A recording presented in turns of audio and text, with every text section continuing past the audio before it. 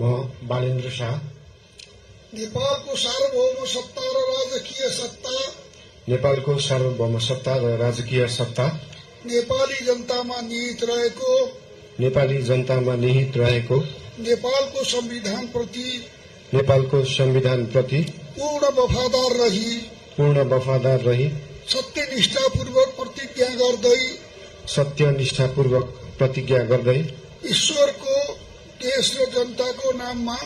ईश्वर देश र जनताको नाममा शपथ लिन्छु कि प्रधानमन्त्री पदको जिम्मेवारी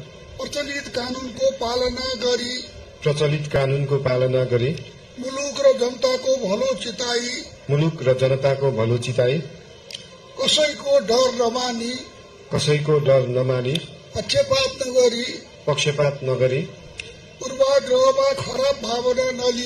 पूर्वाग्रह वा खराब भावना नलिई ईमानदारीका साथ गर्नेछु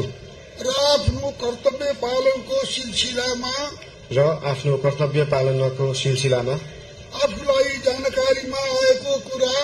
आफूलाई जानकारीमा आएको कुरा म पदमा बहाल रहँदा वा नरहँदा